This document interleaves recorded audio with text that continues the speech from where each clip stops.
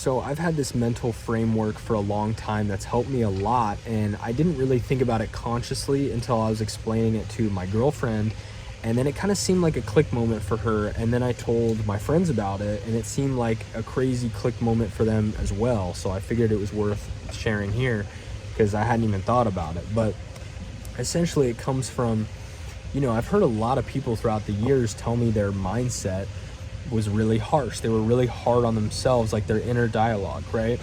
And I'm sure anyone watching this can relate to that. And for me, I never understood it because I would be like, good, that's good. And they're like, no, it's not good. It's horrible, and mental health and everything like that.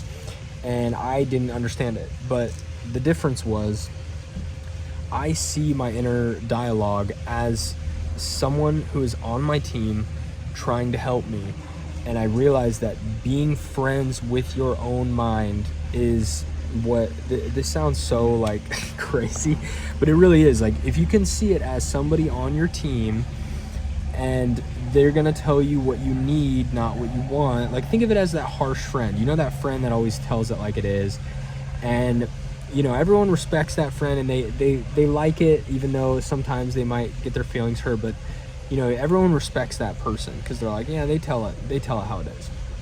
Same thing. You can see your mind like that. Instead of, feeling like your mind is judging you, see it like, hey, we need to be better. Like, this doesn't align with where we want to go, right?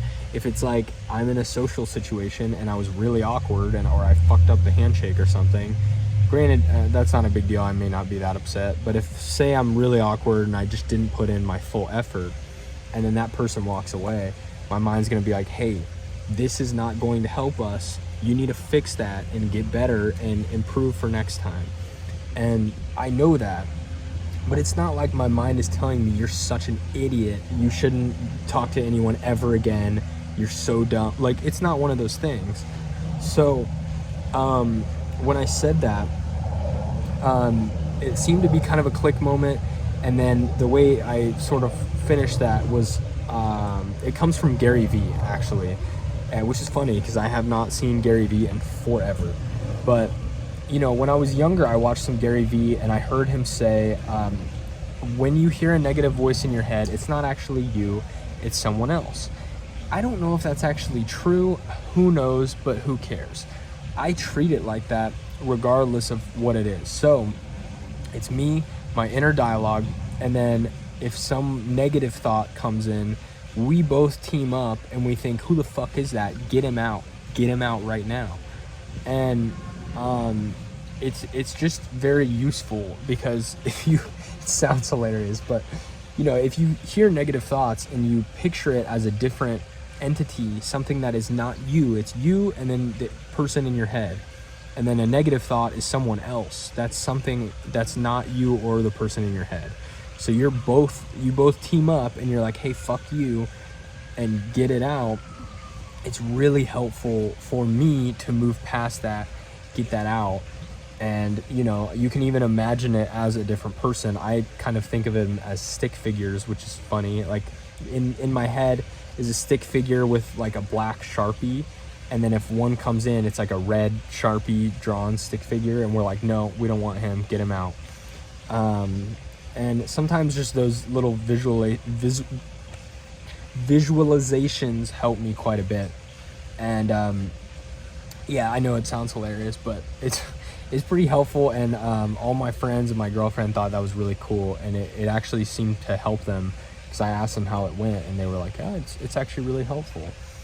And it's just because I didn't realize a lot of people's dialogue was mean, but in a bad way, where they're like, you're worthless kind of stuff, where mine's like, your mind might say that, but be like, you need to be better. This isn't acceptable for the person we're trying to become and the goals we're trying to accomplish. Like, we're on the same team, and my inner dialogue telling me something isn't acceptable is not the same as being like, you're a piece of shit and you should never feel like you're good ever again, or what, I don't know.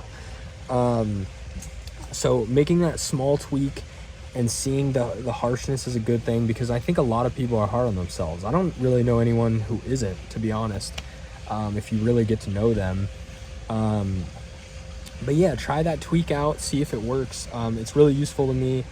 And I heard in a book, I don't remember who said it, but somebody said you have to be friends with yourself, like with your mind. You have to be on a team.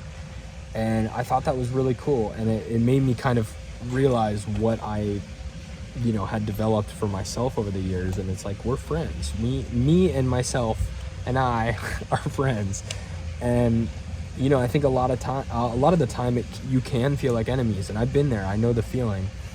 But think of it as like your harsh friend that'll tell it like it is, but they always have good intentions, and you can always respect that.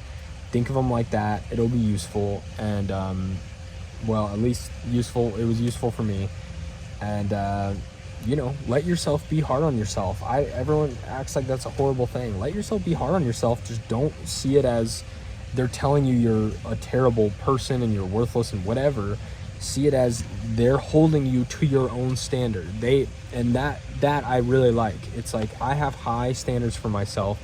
You did not match or exceed those standards. Therefore, I'm gonna tell you suck and you need to get better. And some people maybe wouldn't like the you suck part. I don't care. That's just how it is. But I don't take it to heart. It's just whatever. But anyway, so hopefully that's useful, and try it out. Let me know if it works.